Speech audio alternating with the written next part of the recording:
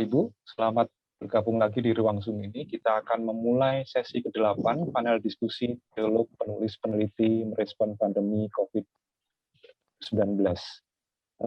Kali ini akan ada Pendeta Herlina Ratukenya dari Perwati Sumba, Pendeta Ira Imelda dari Perwati Jawa Barat, Pendeta Markus Domingus Leredawa dari STT Alitia, penulis dan peneliti, Pak Alden Tua Siringgo-Ringgo, SHMK, penulis dan pengacara.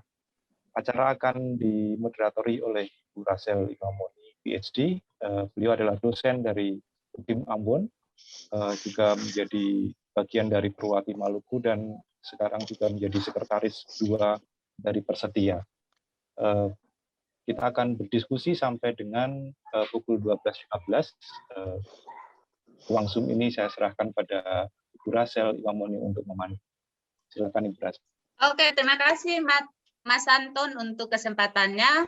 Bapak Ibu, selamat siang. Kita akan masuk ke sesi ke-8 panel diskusi kita di siang ini dengan topik teolog dan penulis serta peneliti merespons pandemi COVID-19.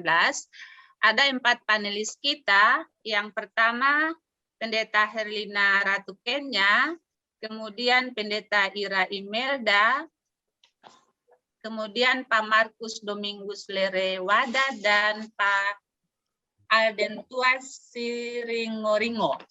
Nah, supaya kita mengenal secara baik keempat panelis kita, ada sedikit informasi terkait dengan keempat panelis kita. Yang pertama, Pendeta Herlina Ratukenya itu menyelesaikan studi S1 di Fakultas Teologi Kupang dan S2 di UKDW Yogyakarta, dan sekarang menjadi pendeta di GKS Jemaat Waingapu. Selamat siang Ibu Herlina. Selamat siang Ibu Rahel. Selamat siang teman-teman semua. Kemudian Ibu Pendeta Ira Imelda ini menyelesaikan studi di Fakultas Teologi, jadi S1 dan S2-nya dari UKDW, dan sekarang menjadi pendeta pelayan khusus di Pasundan Dorburg Women's Crisis Center. Ya, Ibu Ira Imelda, selamat siang. Selamat siang Ibu, selamat siang Ibu Bapak. Oke, panelis kita yang ketiga, Pak Markus Domingus Lerewada, adalah satu dosen di STT Aletheia. Beliau sebagai penulis dan seorang peneliti. S1-nya dari STT Aletheia Malang, S2 dari Temple University Philadelphia, Amerika, S3 dari UKSW Salatiga, dan beliau sekarang menjadi dosen tetap pada program studi Magister Teologi di STT Aletheia, tetapi juga sebagai wakil ketua 2 pada Badan Pengurus Sinode Gereja Kristus Tuhan, dan juga ketua pengurus Yayasan Kristen Aletheia Indonesia. Selamat siang Pak Markus. Apakah Pak Markus sudah bergabung? Halo teman-teman, apakah Pak Markus sudah bergabung dengan kita di Zoom? Tadi Ya, sih sudah ada. bergabung Ibu. Terima kasih untuk perkenalannya. Selamat siang Pak Markus. Dan yang terakhir yaitu Bapak Alden Tua Siringgo-Ringgo SHMK, seorang penulis tetapi juga seorang pengacara. Ini terkait dengan latar pendidikannya, S2, S3 di bidang hukum, S1 di Universitas Sumatera Utara, dan S2 di UGM. Nah, karena latar pendidikannya, dia punya pengalaman kerja hingga sekarang itu di bidang hukum, dan sudah menghasilkan kurang lebih 6 tulisan yang semua 4 diantaranya itu dipublikasikan oleh BPK Gunung Mulia. Saya baca beberapa buku yang sudah terbit. Inspirasi di masa pandemi, terbitan BPK Gunung Mulia itu tahun 2021.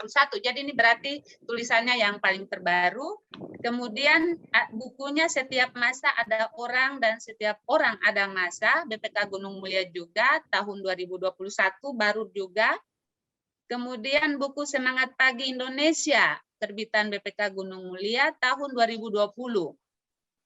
Pencerahan Tanpa Kegerahan, BPK Gunung Mulia juga, terbitan tahun 2018, dan itu ditulis sendiri oleh Pak Alden Tua. Sedangkan rakyat menggugat itu terbitan Pustaka Forum Adil Sejahtera itu Pak Aldentua sebagai editor. Kemudian buku tahun 1982 itu judulnya Advokat Muda Indonesia, terbitan Pustaka Sinar Harapan. Ya, itu sedikit informasi terkait dengan 4 panelis kita. Dan Ibu para panelis, saya minta pengertian Bapak Ibu untuk waktu presentasi Bapak Ibu itu lebih singkat dibandingkan dengan panelis-panelis sebelumnya. Bapak Ibu hanya diberi waktu 15 menit satu orang untuk presentasi, dan Bapak Ibu peserta yang mau memberi respons, mengomentari atau memberi pertanyaan, silakan dikemukakan di ruang chat, langsung menyebutkan kepada siapa komentar atau pertanyaan itu disampaikan, supaya kita bisa menghemat waktu kita dan menggunakannya secara maksimal. Bapak Ibu, kita mulai dengan panelis yang pertama, yaitu Ibu Pendeta Herlina Ratu Kenya, dan mohon izin untuk saya akan meminta Bapak Ibu untuk berhenti melanjutkan presentasi ketika waktunya sudah 15 menit. Terima kasih, silakan Ibu Herlina. Terima kasih Bu Rahel sebagai moderator dari sesi ini. Selamat siang Ibu Bapak sekalian. Saya minta host kemudian bantu saya untuk share screen. Saya bicara saja karena share screen itu hanya membantu kita untuk memahami alur cerita yang ingin saya sharing di sini. Menuturkan pengalaman saya dari Sumba di hadapan Ibu Bapak, Saudara-saudari semua, bagi saya adalah sebuah kemewahan. Karena pandemi adalah pengalaman universal yang tentu dari hari pertama sampai dengan tadi kita banyak sekali mendengar tentang pengalaman, tentang kesaksian, tentang kebijakan, tentang semua aksi yang dilakukan.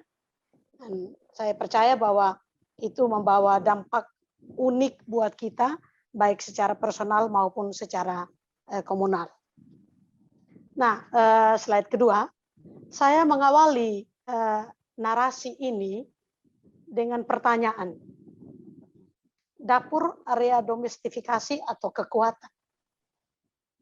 Kenapa saya bilang begitu? Karena ada stigma tentang perempuan sebagai yang identik dengan dapur. Tapi tentu saya tidak begitu saja bersetuju dengan pikiran ini. Karena justru berdasarkan pengalaman perempuan di Sumba, dapur menjadi ruang di mana perempuan menyajikan santapan bagi kehidupan. Justru menjadi ruang kehidupan. Dan di sana saya temukan daya lenting yang sungguh mengagumkan. Nah, ceritanya begini, saya beralih ke slide berikutnya. Saat PSBB atau yang kemudian berubah menjadi PPKM, pintu-pintu rumah kita tertutup. Kalau tidak penting, orang dihimbau untuk tidak keluar rumah. Tapi ada satu ruang yang tidak boleh tertutup, yakni dapur. Semua orang butuh makanan. Dan dalam area yang lebih luas, nakes, relawan yang tugas-tugas sehari-harinya merawat pasien baik COVID maupun yang sakit lainnya. Ada yang terpapar dan harus isoman. Mereka semua butuh makan. Tapi karena harus isolasi mandiri, maka mereka butuh pihak luar rumah untuk mengantar makanan buat mereka. Padahal pada saat itu ekonomi lagi anjlok. Saya berseloroh dengan teman-teman saya, jualan yang paling tidak laku pada masa ini adalah dompet. Karena untuk apa dompet banyak-banyak tapi isinya tidak ada. Slide berikutnya. Lalu di tengah gempuran COVID yang makin kuat, sangat meraja di Sumba, lahirlah kemudian ide untuk membuat aksi sepiring nasi. Nah, dari sini kemudian daya lenting itu bagi perempuan mulai kami muncul. Caranya mudah. masing-masing orang menyisihkan sepiring atau satu porsi makanan dari menu makan siang. Dikumpulkan ke kantor gereja, atau kami sepakat anggota tim yang ambil dari rumah mereka sebelum jam 12 siang. Lalu kemudian nanti kami anggota tim akan menyalurkan ke mereka yang membutuhkan pelayanan sesuai dengan data yang kami input. Nah, ada gereja-gereja yang terlibat, ada 2 jemaat yang terlibat, jemaat GKS Sengapu dan GKS Jemaat Mauhau. Nah, di tengah situasi ini tentu membahagiakan karena banyak orang mau ikut mengambil bagian di Sumba maupun dari luar Sumba. Ada yang rutin mengantarkan porsi makanannya, tapi ada juga yang memberi bahan makanan seperti beras, ikan, sayuran, ayam, buah, dan sebagainya untuk kami olah. Yang dari luar Sumba mengirim uang untuk kami belanja bahan makanan. Tapi ada juga yang menjadi tantangan. Itu sebabnya saya menyebut di situ hati tawar jadi menawan. Tantangan itu muncul dari pendapat perempuan-perempuan di gereja kami yang menjadi tim dari aksi ini, yaitu mereka ada yang bertanya, apa pantas makanan kita diberikan kepada sesama, terutama nakes, ada dokter, ada perawat, karena mereka tahu nilai gizi, sementara kita makan seadanya. Tapi kemudian tantangan itu bisa kami lewati dengan mencoba berdiskusi. Metode atau aksi memberi sepiring dari porsi makan itu, pertama, ya seperti nafas yang bisa bertahan dalam jangka panjang kalau kita berlari. Kita tidak tahu pandemi sampai kapan. Dan kita tidak tahu dompet kita apakah masih berisi atau tidak. Tapi yang bisa kita pastikan adalah dapur kita tetap mengepul. Makanan tetap ada. Karena itu dengan memberi seporsi makanan dari menu makan kita, kita tidak pusing memikirkan dana khusus untuk memberikan. Kita tidak kehilangan momentum untuk membagikan sesuatu yang baik dan penting bagi kehidupan sesama. Makanan dari rumah kita tentu makanan yang higienis. Karena kita masak, kita sendiri makan, kita memperhatikan kesehatan. Bahwa apakah dia mencukupi nilai asupan gizi? Saya pikir biarlah itu menjadi pertimbangan kemudian. Itu yang kami diskusikan. Tantangan itu kami lalui, aksi sepiring nasi bertumbuh. Makin mekar, bahkan sampai sekarang berubah menjadi wadah bersama.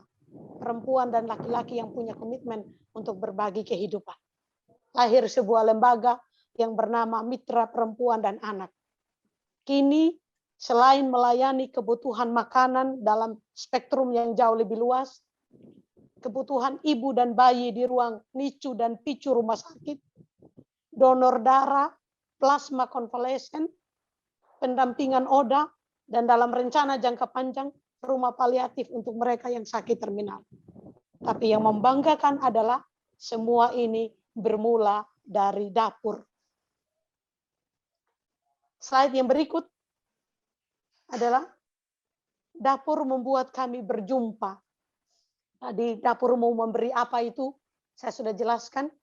Tapi ada berjumpa lewat dapur. Ini jenis makanan yang kami olah, lalu kemudian kami antar ke saudara atau keluarga atau siapapun yang membutuhkan makanan. Aksi ini kemudian melibatkan banyak orang, termasuk di dalamnya orang yang beragam dari berbagai latar belakang, suku, dan termasuk agama. Satu poin penting yang membuat kami berefleksi adalah rupanya agama-agama membentuk umat yang berbuat baik. Tidak bisa dipungkiri itu. Tradisi agama yang berbeda-beda melahirkan orang dengan kerinduan untuk berbuat baik. Dalam MPA itu atau dalam aksi sepiring nasi itu, Islam, Katolik, Kristen bertemu di sana. Satu pengalaman unik, musim puasa, saudara-saudari kami yang Muslim terlibat mengirim makanan. Dan ini meneguhkan sekali. Jadi kami berjumpa dengan berbagai kalangan, lintas batas. Tapi juga ada ruang-ruang perjumpaan yang terjadi di kalangan perempuan sendiri. Pandemi membuat kami atau membuat perempuan atau siapapun bisa berkutat dengan ruang privasinya. Dan di sana ada banyak tantangan yang bisa membuat orang sakit secara mental. Tapi ketika kami berjumpa melalui dapur, sesekali, seminggu sekali kami mengambil waktu untuk memasak bersama, di sana ada sharing cerita. Ada sharing narasi kehidupan. Bahkan isu-isu aktual di tengah masyarakat yang menjadi permasalahan atau harapan bersama mendapat tempat untuk dipercakapkan secara terbuka. Dan kami mendorong untuk saling menguatkan, begitu, untuk bertahan dan terus melakukan yang baik. Nah, tapi slide berikutnya, keberanian untuk melakukan itu beresiko. Nah, bagi kami pandemi adalah pengalaman personal sekaligus adalah pengalaman komunal. COVID ini melahirkan berbagai hal yang tidak terduga dalam pengalaman kemanusiaan kita. Saya secara pribadi mengalaminya, baik saat harus beraktivitas di dalam rumah ataupun di luar rumah. Di dalam saya berhadapan dengan beberapa keluarga, kakak kandung saya terpapar. Dan keluar rumah, saya harus beraktivitas untuk memimpin pemakaman. Kalau Ibu Bapak lihat foto di layar ini adalah gambar saya dengan menggunakan APD level 3, harus memimpin ibadah pemakaman. Jadi, pengalaman personal menghadapi pandemi, tapi juga ada pengalaman komunal di mana orang terpapar, di mana orang mengalami duka. Dan dua pengalaman itu lagi-lagi dapur memainkan peran yang sangat penting. Dari dapur saya membutuhkan makanan.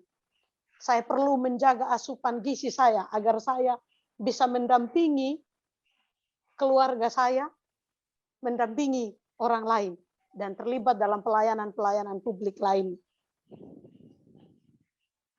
Pada sisi yang lain, kita membutuhkan keberanian untuk membantu sesama. Sekali lagi, dapur sangat penting untuk pengalaman personal dan pengalaman komunal. Terus berjalan melewati kondisi yang sulit dengan kekuatan dan harapan yang ditawarkan dari dapur. Saya tiba pada refleksi feminis. Beralih kepada slide berikutnya. Yang pertama, ada perubahan stigma di sini. Kalau dapur adalah area yang mendomestifikasi perempuan, maka justru di tengah pandemi ini, stigma itu luruh. Stigma itu runtuh. Aneka rasa dan aroma yang ada di dapur justru menjadi daya yang menunjukkan bagaimana perempuan beradaptasi dengan pandemi ini. Bagaimana kemudian terhubung dengan orang lain atau berjejaring dengan orang lain. Dan dengan daya tahan yang dari situ justru memberi harapan kepada sesama. Di saat PPKM, rumah-rumah tertutup, tapi pintu dapur harus terbuka. Begitu pintu dapur tertutup, asap tidak mengepul dari dapur, maka kita pastikan kehidupan berhenti. Yang kedua, dari dapur perempuan mengolah harapan, menyajikan kebaikan, hingga memperagakan cinta Allah. Itu slide yang kedua. Slide yang berikutnya, maaf. Saya menyebut itu Allah datang dari tempat yang tidak terduga. Kalau teologi kita selama ini selalu bergerak dari salib, dari hal-hal yang spektakuler, begitu, dari mujizat, dari semua hal yang luar biasa, maka dalam pengalaman perempuan di Sumba, justru Allah datang dari tempat di mana perempuan di stigma. ruang stigma itu justru dipakai Allah untuk keluar dari sana dan menawarkan harapan. Dalam tradisi iman Kristen, karya Sang Ilahi dan atau kisah Yesus yang berkaitan dengan dapur adalah sesuatu yang asing kita dengarkan. Karena itu sudah lazim orang memberi pemaknaan yang merendahkan peran Marta yang mengurus makanan dan mengagungkan pilihan Maria untuk mendengarkan ajaran Yesus. Dalam Injil Lukas 10 ayat 38 sampai 42. Ada juga kisah Yesus memberi makan 5.000 atau 4.000 orang dengan 5 roti dan 2 ikan. Tapi sudah biasa para pengkhotbah langsung melompat pada kuasa supranatural Yesus, mengabaikan makanan di tangannya. Kisah lain soal makanan adalah saat Yesus menampakkan diri pasca kebangkitan. Ia menolong 2 murid ke Emmaus untuk mengenali dirinya saat makan bersama. Juga di tepi danau saat ia menjumpai mereka di sana, ia minta sepotong ikan goreng. Tapi lagi-lagi itu belum menjadi titik berangkat teologi kita tentang kehidupan dan keselamatan. Pemaknaan yang sempit seperti ini sejalan dengan stigma dalam masyarakat yang mengidentikan perempuan dengan dapur atau peran domestik semata. Namun di masa pandemi sekali lagi stigma itu terbantahkan. Tanpa kebaikan dan kerelaan dari dapur, hidup berhenti. Apa yang dilakukan oleh para perempuan dari dapur mereka justru sedang mewujudkan kebaikan sebagai sifat Allah yang tertinggi. Allah hadir menawarkan keselamatan bagi dunia, dimulai dari dapur.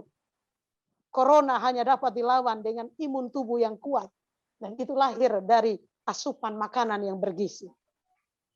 Allah datang menyelamatkan kehidupan, sekali lagi, justru dari ruang yang tidak terduga. Dan itu menurut pengalaman perempuan di Sumba, ia yang ilahi itu datang dari dapur. Slide berikutnya, dapur. Mohon ini slide terakhir ya, Ibu Erlina. Ya.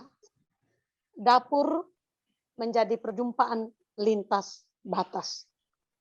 Berjejaring, juga nanti slide paling terakhir, ya. Menolong kami untuk bertahan dan menawarkan kehidupan di masa pandemi ini. Mengulurkan bantuan supaya kehidupan tetap terjaga. Kalau secara berteologi secara verbal melahirkan perdebatan yang justru memendekkan umur, maka berteologi dari dapur ramah terhadap semua eksistensi agama-agama. Akhirnya menggeser pemaknaan dapur kepada sekedar area domestifikasi perempuan bagi kami justru merendahkan daya lenting perempuan di tengah pandemi. Sebab telah terbukti justru area dapur adalah area penuh daya yang dikelola perempuan demi daya hidup banyak orang. Sekian dan terima kasih. Waduh, terima kasih Ibu Erlina, sangat-sangat terkagum-kagum ya dengan titik berangkat Ibu Erlina dan teman-teman untuk menempatkan dapur sebagai salah satu titik kita untuk berteologi, terutama untuk tidak mempertentangkan yang domestik dengan yang publik. Sinergitas dari seluruh aspek itu harus kita kembangkan. Terima kasih Ibu Erlina. Yang kedua Ibu Ira Imeldas, silakan Ibu, 15 menit waktu Ibu untuk presentasi. Silakan. Ya, terima kasih Ibu Rahel. Selamat pagi Ibu Bapak, selamat siang yang ada di Indonesia bagian tengah atau timur. Saya akan share screen. Di dalam surat yang disampaikan kepada saya, mohon maaf Bapak Ibu, saya masih batuk ini karena terdampak masih ada dampak dari COVID ya, belum terlalu pulih tapi sudah lumayan lah gitu.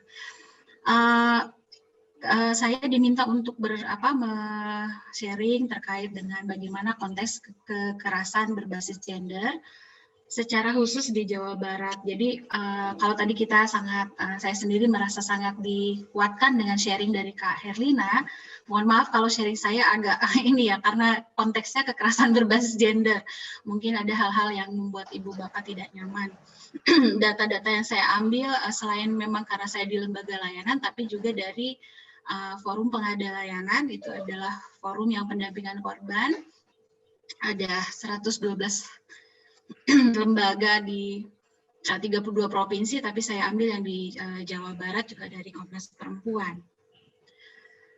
Saya memulai dengan mengutip pengalaman para perempuan korban dalam situasi sebelum pandemi. Kekerasan berbasis gender menjadi persoalan yang sangat serius. Nah, dalam situasi pandemi, baik itu gelombang 1 maupun yang sekarang ini, pengalaman perempuan terkait kekerasan berbasis gender juga tetap mengalami menjadi persoalan yang serius gitu, karena baik dari gelombang 1 maupun gelombang 2 belum ada perbaikan yang sangat signifikan. Nah, ini situasinya tidak bisa mengakses layanan karena memang selalu berada baik di dalam PSBB maupun PPKM. Kalau di Jabar masih, di Bandung masih level 4. Begitu juga di beberapa daerah di Jawa Barat. Akses terhadap layanan terhadap korban juga masih sulit. Kekerasan seksual dan kekerasan dalam rumah tangga juga masih mendominasi ya, masih tinggi jumlahnya. Dan inilah ungkapan-ungkapan mereka bagaimana tidak mudahnya mereka untuk keluar. Nah, ini juga masih pengalaman korban, tapi juga di bawah ini adalah pengalaman perempuan yang dinikahi secara siri, yang tidak bisa mendapatkan akses bantuan tunai sosial karena tidak punya kartu keluarga, sementara suaminya meninggalkan dia, gitu, tidak kembali, dan anaknya yang masih bayi dan balita tidak bisa mendapatkan makanan.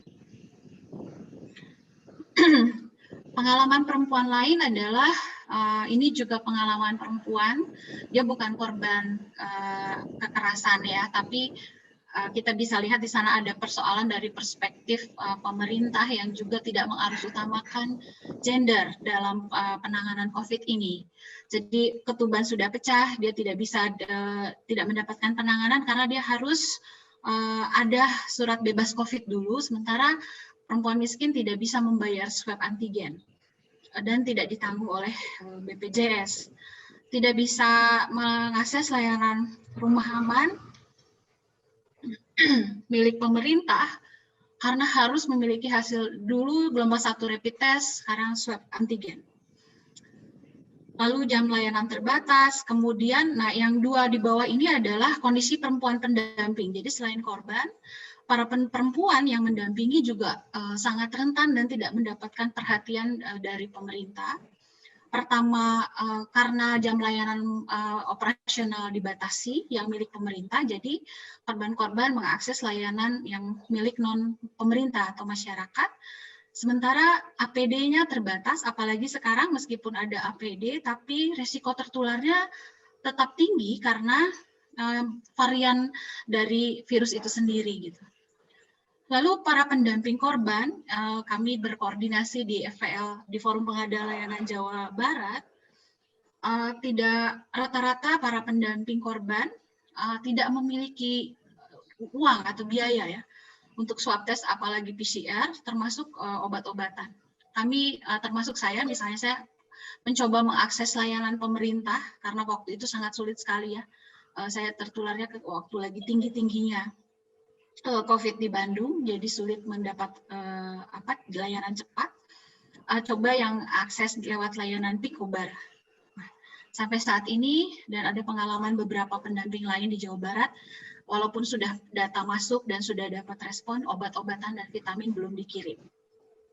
Ya, tapi puji Tuhan pasti selalu ada pertolongan ya dari ini. Tapi saya mau menggambarkan beginilah situasinya. Ini dari Komnas Perempuan, Jawa Barat menempati tempat posisi kedua dari jumlah KTP kekerasan terhadap perempuan 1011 ya. Jadi kekerasan di ranah personal sangat tinggi di Jawa Barat. Ini untuk melihat, jadi selain pengalaman perempuan, memang gambaran konteks Jawa Barat. Nah, ini belum masuk dengan persoalan pekerja migran yang juga cukup tinggi di Jawa Barat, yang pada saat ini juga mengalami kesulitan. Ada beberapa respon pihak, jadi kalau dalam konteks KBGO, kekerasan KSBS, kekerasan seksual berbasis siber, ketika melapor tidak bisa diproses karena dianggap masih ancaman, korban eksploitasi seksual dikriminalisasi, divonis 3 tahun penjara, dan seterusnya Ibu Bapak bisa membacanya. Nah, ini juga bagaimana kerentanan terhadap yang dialami korban dan pendamping, terutama kalau sidang secara online itu untuk pelaku bisa, tapi kalau korban harus datang. Jadi baik pendamping dan korbannya sangat rentan tertular. Lalu terkait dengan bantuan sosial, ungkapan-ungkapan di daerah, terutama di daerah-daerah itu dari pihak-pihak yang terkait dengan pemerintah itu sangat tidak empati. Misalnya harus kepala keluarga yang urus bansos. Jadi kalau untuk korban KDRT agak sulit ya, karena dia tidak dapat bansos. Kalau yang nikah siri ini juga jadi persoalan. Lalu di dinas sendiri juga alasannya tidak ada anggaran, jadi ada justru ke masyarakat dengan alasan refocusing untuk penanganan COVID. Jadi anggaran untuk pendampingan, penanganan korban dipotong. Kemudian tidak ada pengarus utamaan gender dalam penanganan program penanganan COVID di pemerintah, dengan alasan mereka netral gender, seolah-olah COVID itu berdampak sama antara pada laki-laki dan perempuan, padahal di lapangan kenyataannya beda. Kebutuhan perempuan berbeda, jadi bukan mengistimewakan perempuan, tapi memang kebutuhannya berbeda. Nah, lalu barulah kemudian setelah itu ada respon dari kementerian, launching ini protokol dan sebagainya, tapi di bawah, maksudnya di arus bawah di masyarakat sendiri tidak terlalu terasa dampaknya karena tetap yang menangani adalah masyarakat. Kemudian imunitas pendamping korban saat pendampingan kasus juga tidak dapat dibantu. Nah, untuk korban-korban kekerasan berbasis gender, respon masyarakat itu ada yang negatif, ada yang positif. Apalagi misalnya dia sudah jadi korban kekerasan berbasis gender, lalu menjadi pasien COVID. Jadi selain menyalahkan korban, ada stigma, ada yang tidak peduli, tapi juga ada yang positif respon dari masyarakat, ya. Lalu kalau respon gerejanya sendiri bagaimana? Nah, secara umum pasti lembaga-lembaga keagama lain juga ada responnya, tapi saya mau menyorotinya dari gereja. Dari awal-awal itu memang secara umum respon gereja itu, kalaupun membentuk Satgas COVID, lebih ke kesehatan, ekonomi, atau peribadahan.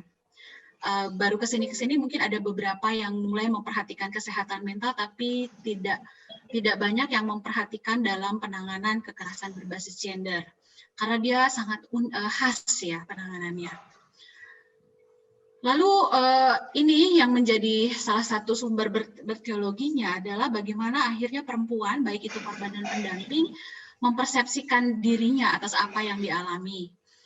Tidak ada ruang, termasuk untuk penggunaan teknologi, rumah bukan tempat yang aman, teknologi bukan tempat yang aman bagi perempuan. Bahkan tempat ibadah kalau dulu ya, sebelum ini juga bukan. Nah, gereja ada beberapa yang mengungkapkan kekecewaannya karena hanya diminta untuk berdoa gitu.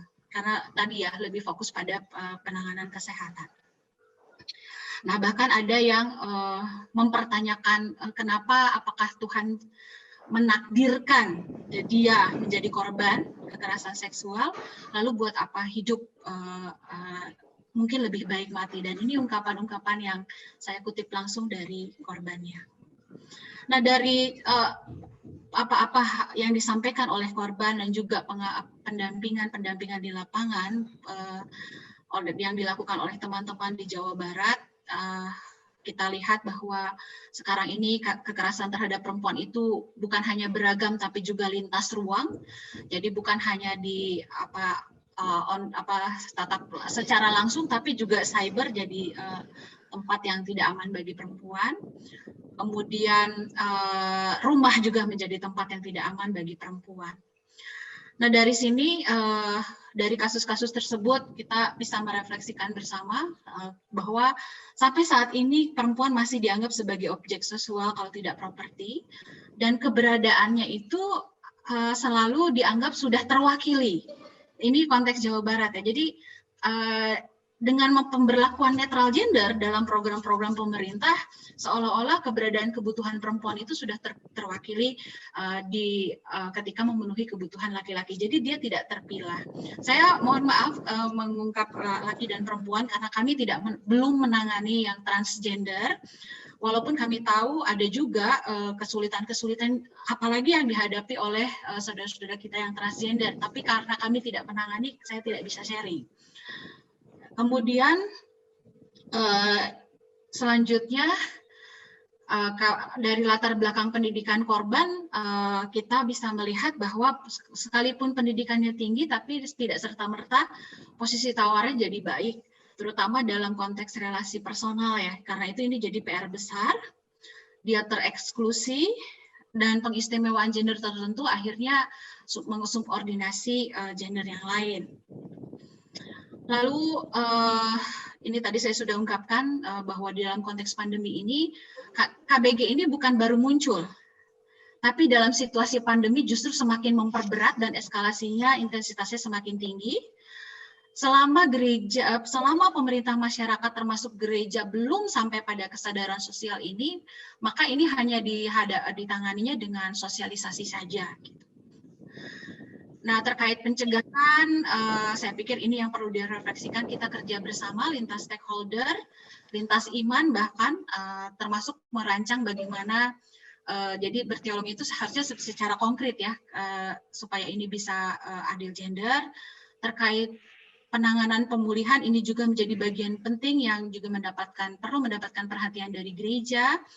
Membangun sistem budaya struktur hukum yang mengedepankan kesetaraan tapi juga keadilan yang substantif. Jadi bukan proteksionis yang melarang perempuan ini jangan menggunakan teknologi membatasi, tidak seperti itu.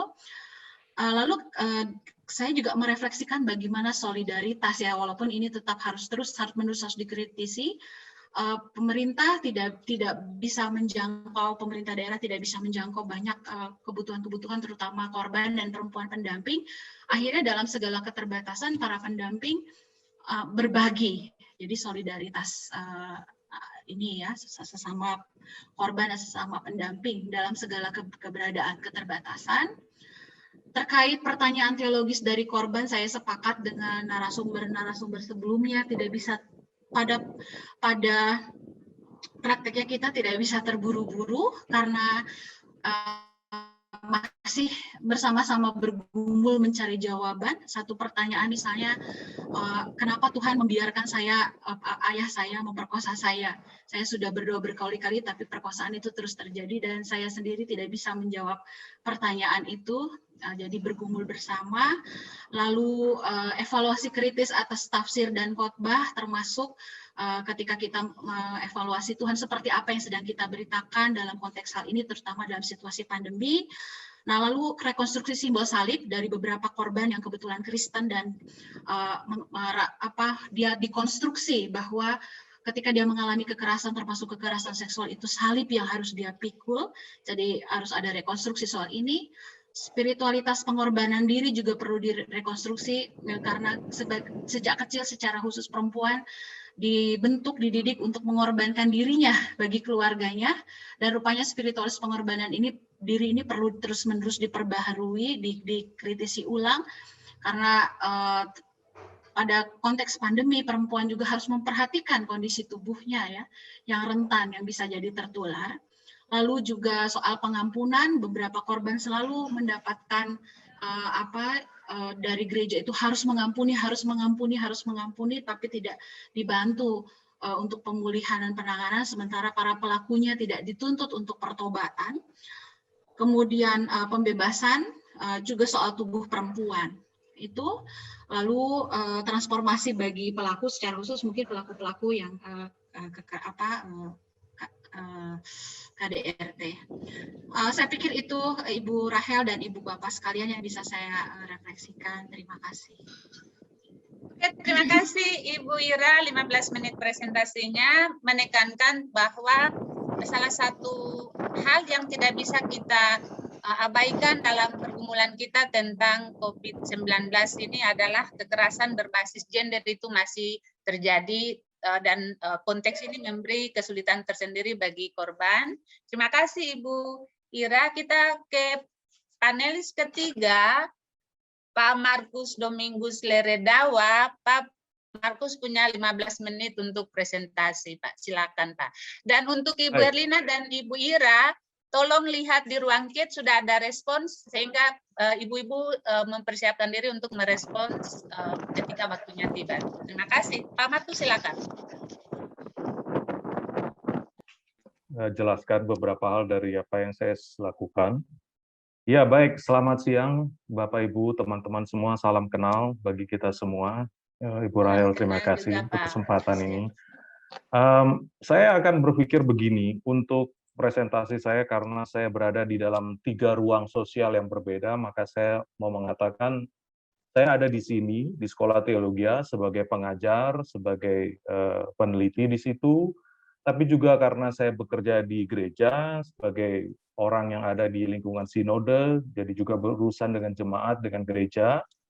Di sisi yang lain, dalam keterlibatan lain di kota di mana saya tinggal, saya ikut terlibat di dalam jaringan ekumene ya, yang antar lintas gereja, baik untuk urusan kegerejaan maupun untuk urusan yang lebih spesifik ke urusan yang lain. Nah, dari konteks itulah saya coba melihat diri saya dan bagaimana saya coba memahami pandemi seperti sekarang ini. Ada 2 persoalan yang menjadi titik perhatian saya selama pandemi dari sejak awal sampai hari ini. Yang pertama itu bagaimana gereja dan orang-orang Kristen merespons pandemi COVID-19 ini. Dan yang kedua, bagaimana orang-orang beragama dan agama-agama merespons pandemi COVID-19. Jadi 2 hal ini yang selama 1 tahun lebih pandemi ini menjadi bahan perhatian dan juga penelitian terus-menerus yang saya lakukan. Nah, terkait dengan gereja dan orang Kristen, saya ingat sekali di hari-hari awal pandemi itu, apalagi ketika mau menjelang perjamuan kudus ya di hari Jumat Agung itu, ya persoalan paling ribut pada masa-masa itu adalah di lingkungan gereja di mana saya berada dan juga di kota di mana saya tinggal ini, bagaimana ibadah yang akan berjalan kemudian di dalam dunia yang sudah dikatakan tidak bisa lagi bertemu tatap muka itu. Bagaimana kita menjalaninya? Apakah kita harus pindah langsung ke online, ataukah kita mengambil opsi-opsi lain? Dan kalau kita memang mengambil masuk ke wilayah online, bagaimana kita berpikir secara teologis untuk membantu kita mengerti bahwa ibadah semacam itu masih kita bisa sebut sebagai ibadah, model-model seperti apa yang harus kita kembangkan, apakah ada opsi-opsi lain selain ibadah online yang masih dimungkinkan untuk kita sebagai orang Kristen ambil. Diskusinya lebih panas lagi ketika sampai kepada urusan perjamuan kudus masa-masa itu yang saya ingat. Jadi masih bisakah kita berperjamuan kudus dalam situasi seperti ini? Apa yang mesti kita lakukan? Dan kalau memang dimungkinkan secara online, bagaimana melakukannya tanpa merusak integritas keyakinan kita tentang ajaran itu, seperti itu. Ya, jadi hal itu yang muncul. Nah, sebagai bagian dari gereja, saya coba bersama-sama dengan yang saya temukan pada masa itu, bagaimana kita coba berpikir tentang pelayanan pastoral semasa pandemi ini, apa yang mesti kita lakukan. Nah, sementara kalau berhubungan dengan agama, yang saya temukan adalah begini, ada 2 sikap yang saya kira bertolak belakang dari orang-orang beragama dan agama di masa pandemi itu. Yang pertama adalah ada orang-orang beragama yang mendukung upaya-upaya untuk mencegah penularan, penyebaran, dan lain sebagainya dari penyakit itu. Tetapi juga yang tidak kalah seru dan seringkali muncul di dalam berita itu adalah sikap dan pandangan perilaku orang beragama yang justru mengecilkan, bersikap masa bodoh, dan menolak temuan-temuan ilmiah medik dan juga arahan medik dan ilmiah terkait dengan penyakit itu. Sehingga membuat menjadi persoalan betul di dalam penanganan penyakit itu di banyak tempat di muka bumi ini, termasuk di Indonesia. Nah, terhadap 2 sikap itu, khususnya sikap yang kedua yang saya baca kemudian adalah sikap reaksi orang terhadap orang-orang beragama yang mengambil sikap kedua itu adalah, 1, banyak orang beragama yang memikirkan agamanya dengan baik, mengatakan sikap yang semacam ini justru mengingkari hakikat agama yang seharusnya itu kan menjaga, melindungi, merawat, menyelamatkan kehidupan.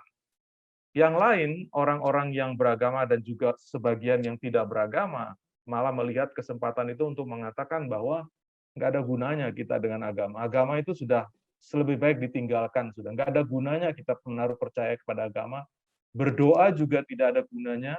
Yang perlu kita dengar sekarang bukan pendeta dan berdoa atau pemimpin agama, tetapi yang perlu kita dengarkan adalah para tenaga medis, para ilmuwan kedokteran, dan sains. Itu yang harus kita percaya. Nah, seperti itu yang saya temukan setidaknya dalam penelitian terkait dengan soal-soal ini. Nah, terkait dengan gereja itu, di awal sekali pandemi di bulan Maret 2020 itu, saya kemudian coba menulis ya 2 tulisan. Yang pertama terkait dengan ibadah di masa pandemi, dan yang kedua itu seminggu kemudian saya juga terbitkan dan publikasikan dalam lingkaran gereja kami dan juga lingkaran alumni sekolah-sekolah kami dan juga kawan-kawan saya di kota ini dan tempat lain, itu tentang bagaimana perjamuan kudus di masa pandemi ini. Nah, sementara untuk bagaimana gereja berpastoral di masa pandemi ini, karena ini lingkup gereja di mana saya berada, yaitu di Gereja Kristus Tuhan, yang basisnya itu lebih banyak di Jawa Timur dan di kota-kota lain juga ada 2 kali survei yang saya lakukan. Jadi sebelum BRC itu melakukan survei, ya saya coba lakukan survei internal sendiri untuk memahami situasi yang ada di dalam gereja kami sendiri.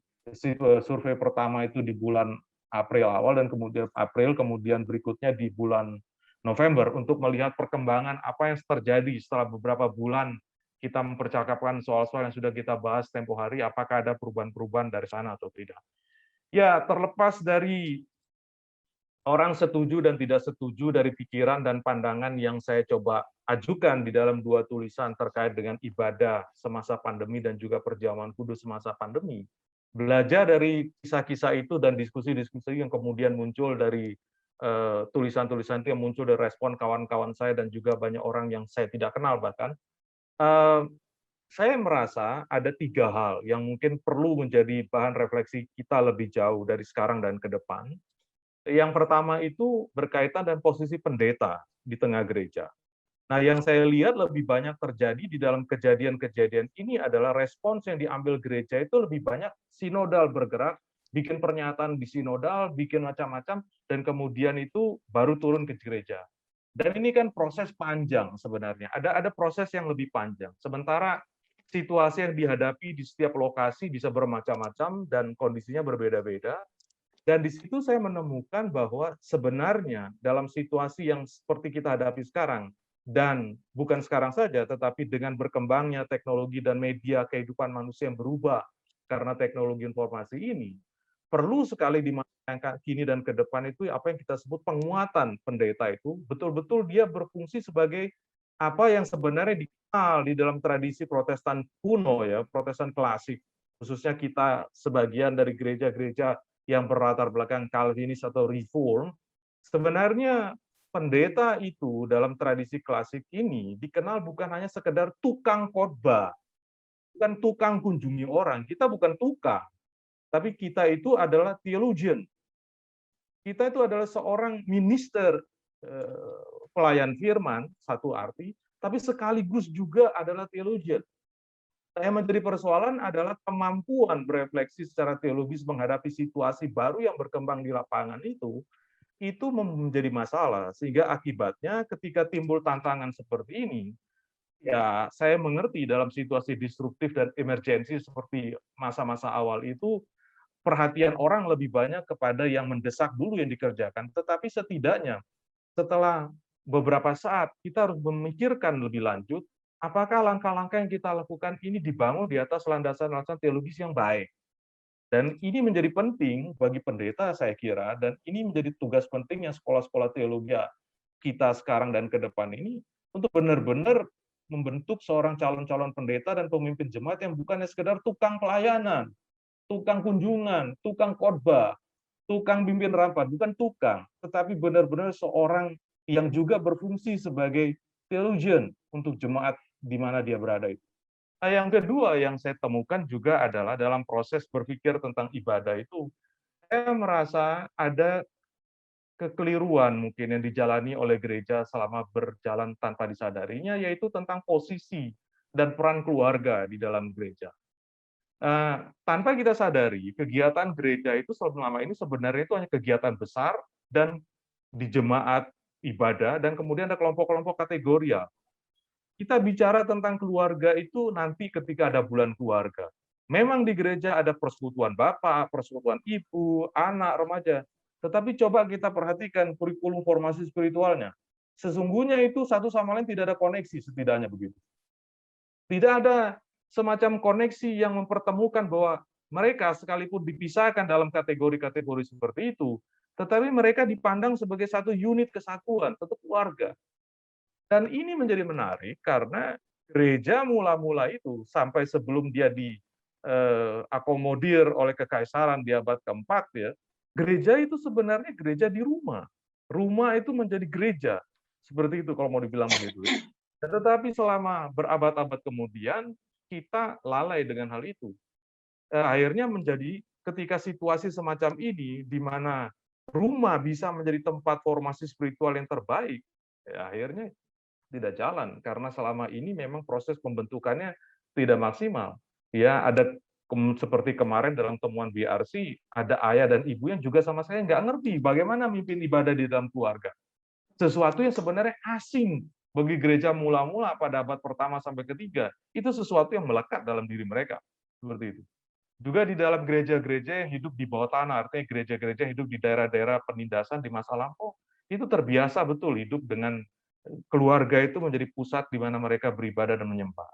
Yang terakhir yang saya kira belajar dari pengalaman dengan dua tulisan itu adalah kekayaan pemikiran dan praktek gereja yang saya sebut sebagai kekayaan kita. Ya, ini saya melihatnya dari sudut pandang ekumenis ya.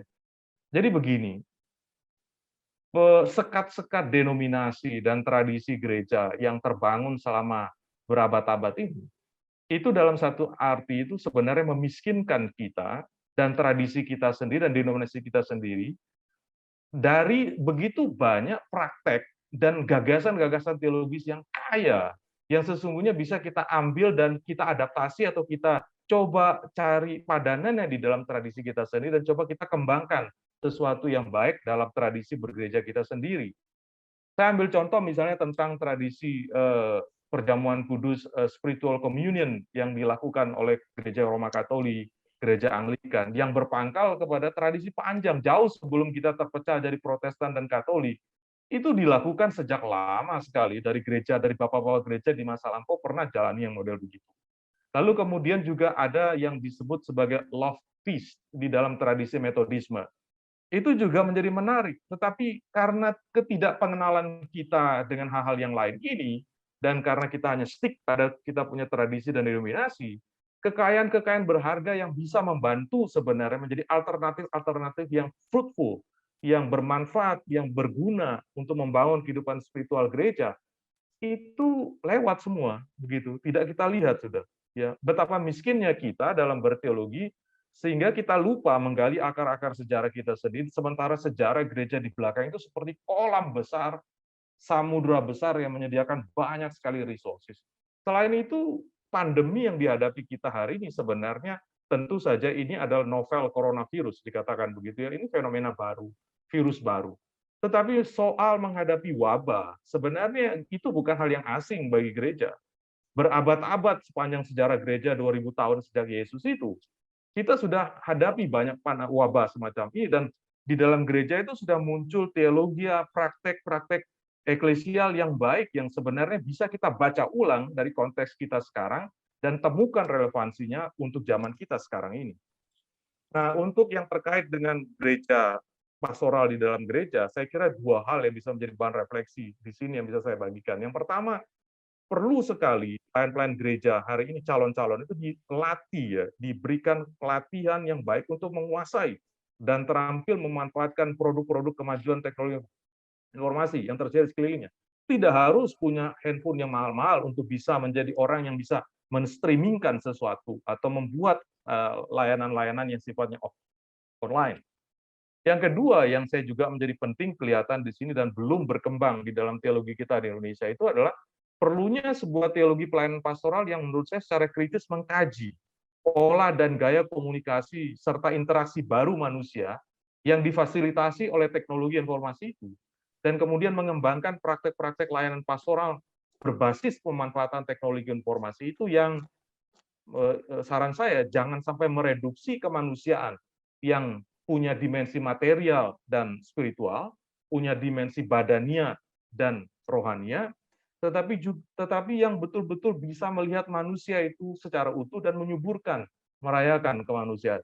Nah, ini yang saya kira perlu kajian-kajian lebih jauh untuk kita bawa kehidupan kita ke depan lebih baik. Dalam kaitan dengan agama, yang menjadi fokus kedua pertanyaan saya adalah, saya berangkat dari dua tesis yang selama ini, kira-kira 10-15 tahun terakhir ini, orang bayangkan dan pikirkan tentang masa depan agama di dalam dunia manusia modern ini. Yang pertama itu... Pak Markus, ini slide terakhir ya, Pak Markus. Baik, jadi ya. yang pertama itu optimis, yang kedua pesimis. Jadi artinya agama itu tidak punya masa depan, yang kedua agama itu punya masa depan. Nah, tetapi belajar dari kejadian-kejadian apa yang terjadi dengan pandemi terhadap agama, saya kira agama itu selama kita meneliti apa yang terjadi dengan wabah di masa lalu, ya, agama mengalami perubahan dan cara-cara kehidupan beragama manusia juga mengalami perubahan. Wabah maut hitam misalnya di abad ke-14-15 itu mengubah banyak sekali wajah agama dan cara beragama manusia. Jadi bahan refleksi buat saya kemudian adalah dikaitkan dengan bagaimana agama bersikap dengan sains yang hubungannya dengan pandemi ini. Saya kira yang saya temukan kemudian di sini adalah model dominan yang dikembangkan di Indonesia dan yang dihayati, dipraktikkan tanpa sadar mungkin, yaitu model independen yang melihat agama dan sains itu sebagai dua ruang yang independen, terpisah, punya domain masing-masing, jurisdiksinya masing-masing, metodenya sendiri. Nah, kemudian saya bertanya, mungkin nggak sikap dan perilaku sebagian orang beragama yang bertolak belakang dengan upaya-upaya pencegahan dan penanggulangan pandemi ini, itu merupakan bayangan dari model independen yang semacam ini, yang selama ini tanpa disadari hidup di tengah kita. Dan yang terakhir, kita mungkin perlu di sini pada akhirnya berefleksi ke depan itu, perlu buat teologi Kristen yang baik, yang bahas tentang tempat dan peran sains dalam kehidupan kita sebagai orang percaya, yang memang diutus oleh Tuhan untuk mengerjakan misi Allah di negeri. Demikian, Bu Rachel. Terima kasih. Oke, terima kasih Pak Markus sharing ya hasil yang sudah dilakukan oleh Pak Markus mengamati apa yang terjadi selama pandemik dan menuangkannya secara akademik dalam dua tulisan. Terima kasih. Kita lanjut ke panelis terakhir, yaitu Pak Aldentua Siringoringo. Pak Aldentua, 15 menit waktunya Bapak untuk presentasi, Pak. Silakan. Terima kasih, Ibu Rahel. Pertama kita ucapkan syukur kepada Tuhan bahwa diskusi kita berlanjut terus dan sungguh luar biasa. Saya mendapat banyak hal, mulai dari sesi 1 tadi saya ikuti dan juga sesi siang ini. Baik, mudah-mudahan saya disiplin, Ibu Rahel, tidak lewat dari 15 menit karena waktu kita memang sangat mepet. Yang pertama saya ingin menyampaikan, saya diminta BPK Gunung Mulia untuk menjadi salah satu panelis di sini sebagai penulis di BPK Gunung Mulia karena 4 buku saya, kumpulan tulisan saya diterbitkan oleh BPK Gunung Mulia. Yang pertama, Bapak Ibu, saudara-saudara semua, sangat luar biasa tadi pengalaman gereja-gereja kita, baik GBKP, baik itu gereja Bethel tadi dan berbagai gerakan perempuan, itu sangat luar biasa sebetulnya peran serta gereja dan partisipasi para jemaat gereja kita untuk melakukan baik yang sifatnya karitatif atau advokasi dan segala macam. Kebetulan saya sudah hampir lama ikut dalam advokasi Lembaga Pelayanan Kristen JKLPK, juga berbagai advokasi perburuhan dan pembelaan gereja mulai dari kasus Situbondo tahun 1996 sampai sekarang, dan lama saya anggota Pokja Biro Hukum PGI dan juga Komisi Hukum PGI. Pengalaman kita memang partisipasi kita sebagai gereja sangat luar biasa. Jadi saya memilih judul peran dan tanggung jawab di masa pandemi. Karena saya bukan teolog, jadi saya tidak mengambil judul berteologi di masa pandemi. Tapi apa peran dan tanggung jawab kita di masa pandemi? Karena saya sebagai penulis, maka saya akan bicara tentang kepenulisan dan kenapa saya harus menulis. Bapak, Ibu, Saudara-saudara, saya kira kalau kita paham sekarang posisi kita dan COVID-19 ini, tantangan terbesar kita sebetulnya di mana? Sebetulnya pemerintah ini bukan hanya soal mengadakan vaksin yang sulit, bukan hanya mengadakan vaksinasi, bukan hanya soal mencari obat yang paling sulit. Yang paling sulit adalah menghadapi kondisi, pola pikir, opini masyarakat kita yang sebetulnya bukan saja membantu pemerintah menyelesaikan masalah pandemi, tapi malah mengganggu. Di sini, karena banyak opini-opini yang hoax, yang bohong, yang mempengaruhi kesadaran kita terhadap memakai masker, protokol kesehatan, dan mengikuti vaksinasi. Itulah yang saya pilih peran saya. Jadi di antara gelombang dan arus informasi yang lebih banyak bohong dan juga merusak tatanan masyarakat kita dan kesadaran kita menghadapi pandemi, kami ikut di situ. Kebetulan sudah lama saya menulis dari 17 di Facebook setiap hari dalam rangka memberikan pencerahan tanpa kegerahan seperti judul buku saya yang pertama yang diterbitkan oleh BPK Gunung Mulia tahun 2018. Itu tulisan saya berseri setiap hari di Facebook tentang masalah-masalah gereja, kemasyarakatan, dan juga masalah-masalah kebangsaan. Dan karena saya memang melawan misalnya radikalisme dan lain, Facebook saya juga dihack oleh profesional, yang dibayar supaya ini jangan berlanjut. Itu contohnya bahwa perang arus informasi, perang opini itu di dunia medsos kita itu sangat luar biasa.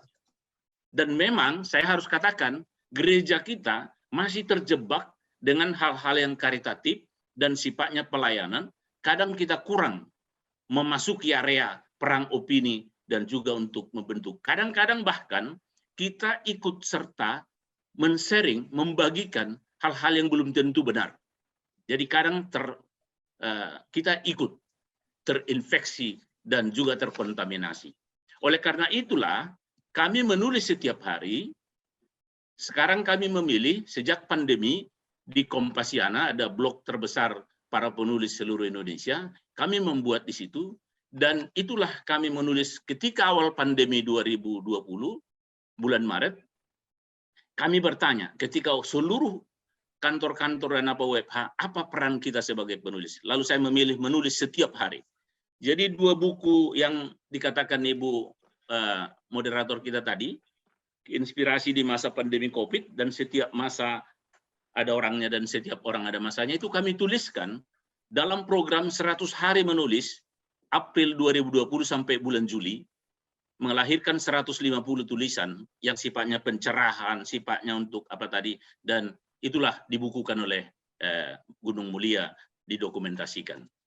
Lalu apa peran kita? Masuk ke apa kedua. Kami pilih menjadi garam dan terang.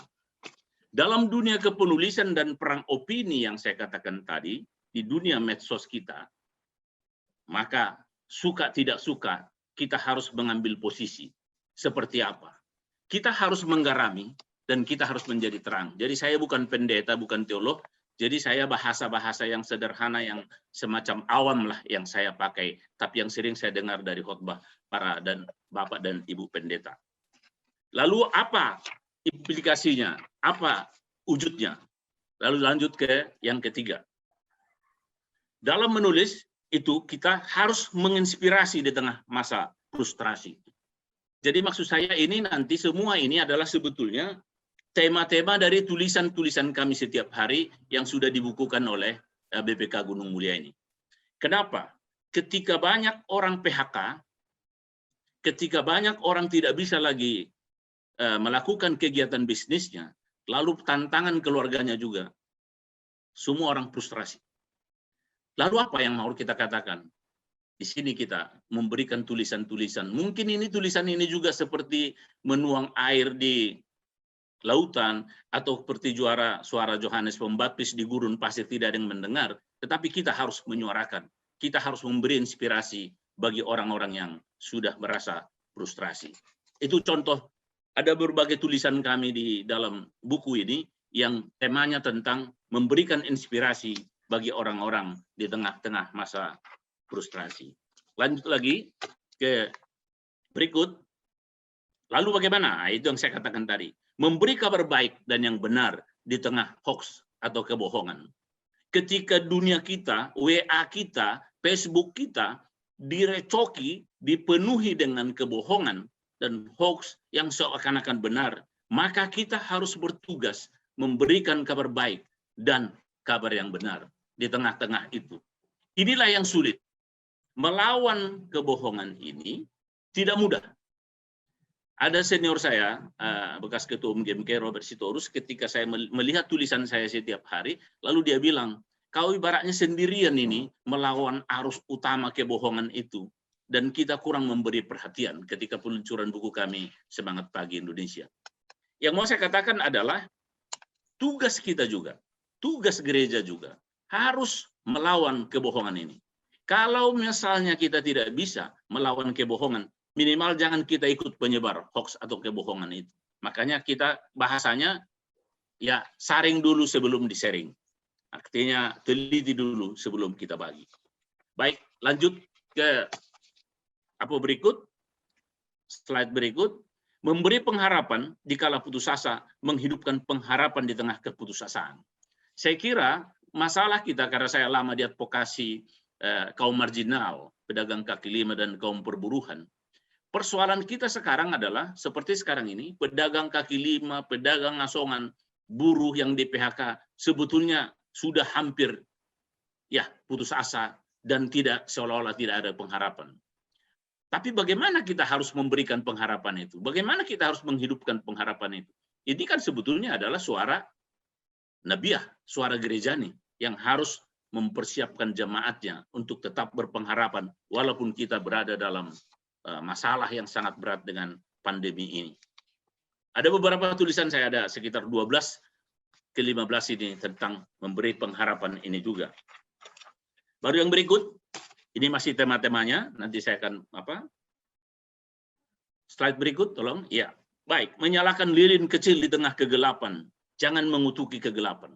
Seringkali kita terjebak, kita hanya mengutuki ini kenapa ini terjadi, kenapa ini, apa penyebabnya, apakah ini dosa siapa, apakah ini dari Theodice atau apa segala macam. Teolog-teolog juga memberikan. Sebetulnya kalau kita terjebak dan mengutuki kegelapan ini tidak ada habisnya. Makanya kami memilih tulisan-tulisan kami itu adalah ibaratkan memberikan sebuah terang yang kecil pun dalam kegelapan daripada kita ikut ribut tentang mengutuki kegelapan tersebut. Ini yang kita maksudkan, dan ini juga ada beberapa tulisan kami bagaimana kita keluar dari situasi ini, membangun solidaritas keluarga, saling peduli, dan bagaimana yang lain-lainnya. Begitu kira-kira. Baru yang berikut, slide berikut, tolong. Menumbuhkan semangat hidup di tengah berita duka dan COVID-19 yang mencekam. Kita hari-hari kita adalah lewat ambulans sirene, meninggal. Tiba-tiba WA kita, saudara kita ini positif. Lusa sudah meninggal. Saya bulan pertama itu COVID, sebetulnya abang saya meninggal misalnya di kampung. Saya tidak bisa pergi karena pesawat waktu itu pas sudah berhenti. Coba, ini kita sebetulnya sangat. Bagaimana kita nggak mencekam? Saudara kita sendiri pun meninggal. Nggak bisa lagi kita lihat gara-gara halangan dari COVID ini. Ini sangat mencekam. Dan setiap hari naik angka, ini juga sangat mencekam. Bagaimana kita menumbuhkan semangat? Jadi tulisan-tulisan kami itu, banyak juga itu yang bagaimana kita menumbuhkan semangat, penghiburan kita, ya ambil kisah Ayub, ambil kisah yang lain. Cuman memang saya tidak kutip isi Alkitabnya, karena saya menulis di media umum. Tapi nilai-nilai itu, ketangguhan para cerita-cerita kisah di Alkitab, itu yang saya buat jadi tulisan. Lalu berikut, ini masih berkaitan, slide berikut, tolong, supaya saya jangan sampai diperingati Bu Rahel nanti. Menghibur yang berduka dan membangun solidaritas sesama korban COVID-19. Jadi saya punya beberapa buku, beberapa kali saya bikin kegiatan begini. Saya bikin semacam Zoom, saya undang beberapa teman, lalu saya minta supaya membeli buku kita, lalu hasil buku itu kita sumbangkan untuk saudara-saudara kita korban COVID-19. Ini sudah beberapa kali kita lakukan.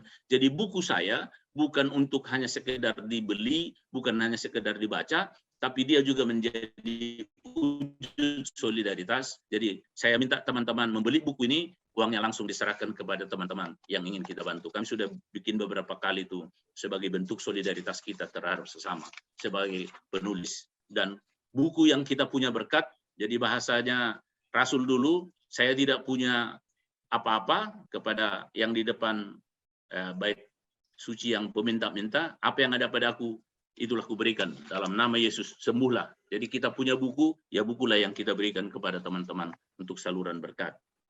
Baik, kita lanjut terus slide berikut, mendorong untuk mematuhi protokol kesehatan dan semua aturan pemerintah tentang COVID-19. Ini yang saya katakan tadi, ketika banyak orang melawan aturan ini, bandal dan tidak patuh, di sini kita perlu memberikan semacam pencerahan pemikiran. Bukan saja hanya tidak mematuhi, bahkan demo anti ini, dan seolah-olah tidak peduli dengan protokol kesehatan. Dan akibatnya apa? Sebetulnya COVID-19 kita ini mungkin sudah jauh-jauh hari bisa kita atasi kalau semua sikap mental bangsa ini bisa sepakat bahwa pandemi ini adalah musuh. Tapi ketika dianggap pemerintah yang musuh, sehingga kebijakan tentang COVID-19 dilawan, ya jadinya kita seperti ini. Ada teman bercerita, ini kenapa ya Piala Eropa sudah bisa penonton, sudah buka baju dan tidak pakai masker. Saya bilang, mereka patuh dengan protokol kesehatan dan ikut vaksinasi. Sementara di negeri ini, vaksinasi aja masih dipersoalkan pro kontra, apakah ini halal, apakah ini haram, apakah ini asing, apakah ini asing. Ini aja terus persoalannya, putar-putar di situ. Akhirnya kita nggak pernah berangkat kemana-mana gitu. Orang sudah di Mars, sudah di bulan, sudah rudal, kita masih tetap aja, masih PKL, masih ribut dan segala macam. Masih itu mental kita. Baik, lanjut. Nah, ini yang saya katakan tadi, ini tema yang saya katakan tadi. Kalau tidak bisa membantu, minimal jangan mengganggu. Ini sebetulnya bahasa minimalnya. Karena kenapa? Kita seringkali bangga jadi pengganggu.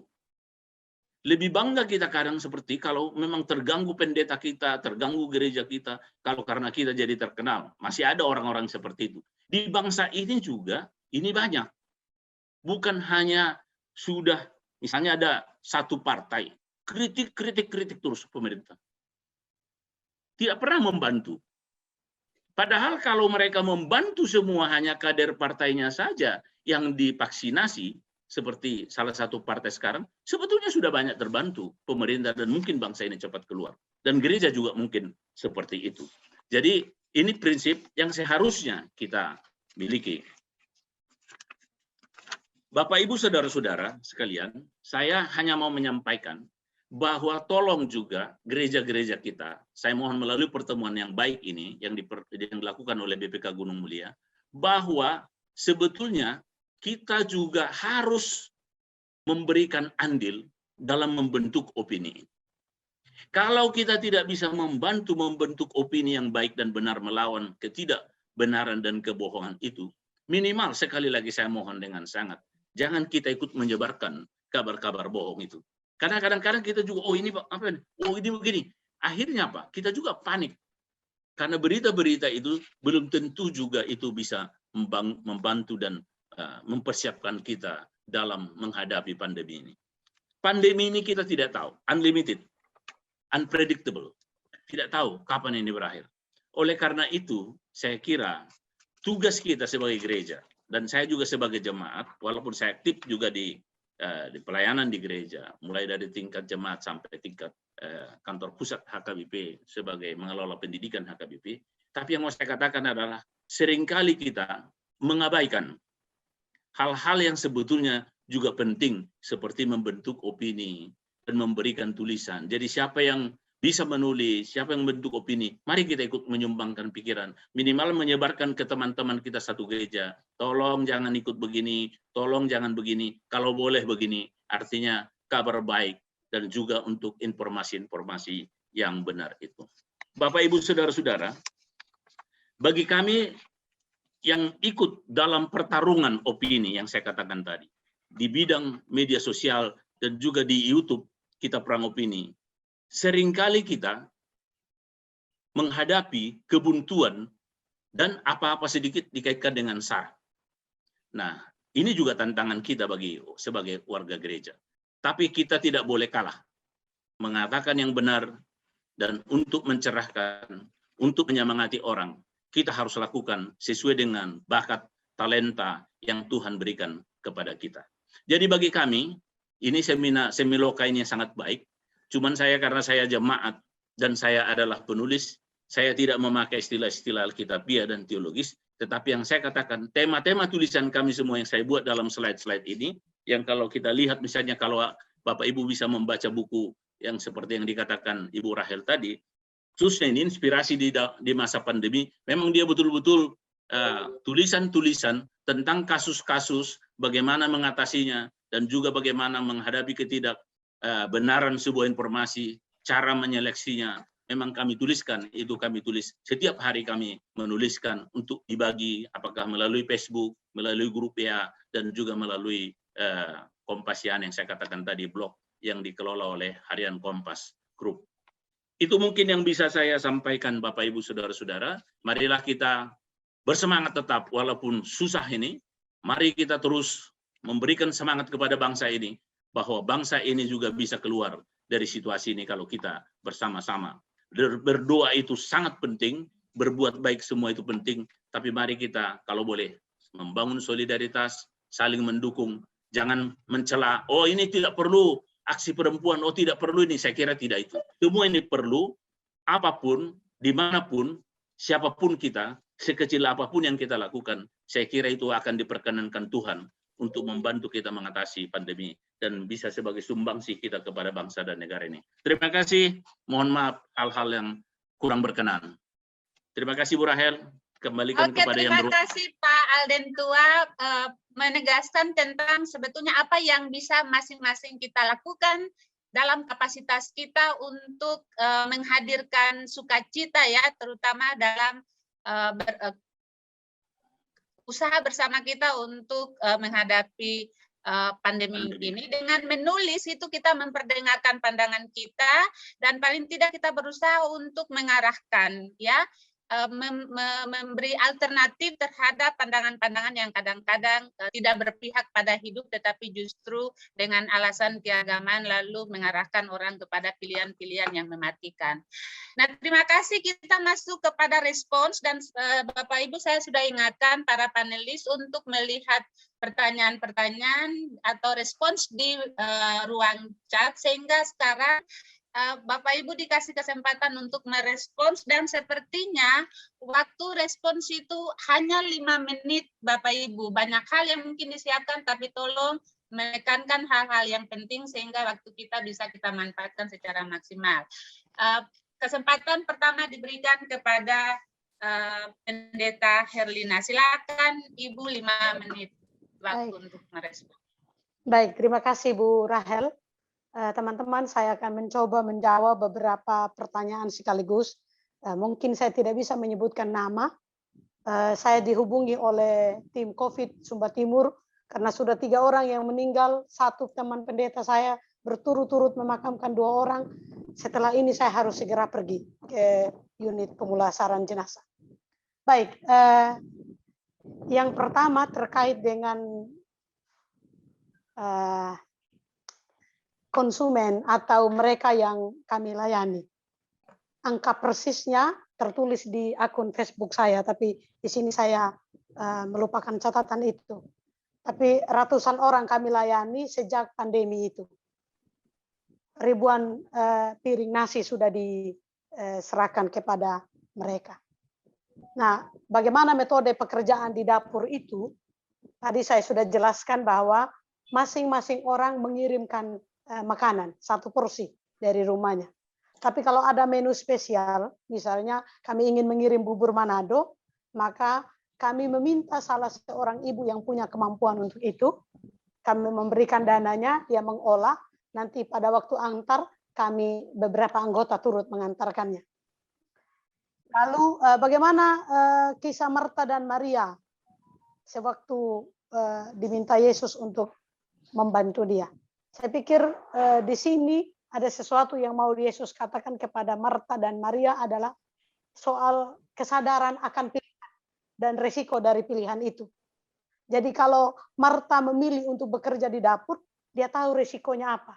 Dia tidak perlu membandingkan dirinya dengan Maria yang mengambil bagian untuk duduk mendengarkan pengajaran Yesus. Jadi pada kesadaran akan risiko dari pilihan dia. Itu sikap saya. Lalu bagaimana konteks isu halal dan haram? Nah, terkait dengan ini, kami berkoordinasi dengan para dokter, teman-teman nakes. Mereka meminta kami untuk memasak yang mengandung lemak yang mudah diolah oleh tubuh. Jadi daging babi, katakanlah begitu, itu lemak yang tidak mudah diolah oleh tubuh, dan juga babi di Sumba banyak matinya. Jadi tidak ada menu daging babi. Kami pilih makanan yang sesuai dengan standar kesehatan. Dan kami memberikan informasi ini kepada semua yang ikut memberi makanan. Lalu ada di mana perempuan duduk bersama mungkin bisa terpapar. Karena itu ada satu bagian yang saya katakan tadi, keberanian itu berisiko. Ada beberapa teman anggota MPA yang kemudian terpapar. Entah karena mereka berkumpul di dapur untuk memasak bersama, atau ketika terjadi interaksi dengan pihak lain. Tapi bagi kami itu pengalaman sebagai bagian dari risiko yang harus diterima, dan segera kami melakukan apa yang menjadi tanggung jawab bersama. Kami menyiapkan ruang untuk isolasi bagi mereka, di mana mereka misalnya mereka yang tidak punya toilet sendiri di dalam rumahnya untuk digunakan sendiri, toilet bersama-sama. Jadi kami memindahkan mereka ke rumah yang tersedia fasilitas itu. Kami menyokong mereka dengan makan dan minum. Kami meminta para nakes yang ada di grup kami untuk memantau keadaan mereka sampai kemudian mereka pulih. Ya. Fenomena kaum perempuan milenial yang cenderung menghindari dapur. Saya pikir kata dapur di sini bukan hanya space, tapi dapur di sini adalah spirit. Jadi kalau yang milenial cenderung untuk menghindari dapur, kenapa? Barangkali ini juga pandemi ini mengajarkan mereka untuk dapurlah yang sesungguhnya memberi kehidupan. Dapur bisa dimengerti dengan spirit yang jauh lebih luas. Bukan sekedar ruang kecil di mana kita bisa memasak, tapi juga space yang lain. Ya. Lalu bagaimana mempertahankan agar dapur ini menjadi sungguh-sungguh menjadi milik kita bersama. Begitu. Kami tetap membangun jejaring kerja. Jadi melalui WhatsApp group, di mana mitra perempuan dan anak itu wadahnya sekarang, kami bersama-sama meminta orang-orang yang ada dalam jaringan kami untuk terus ada dalam semangat kemanusiaan ini.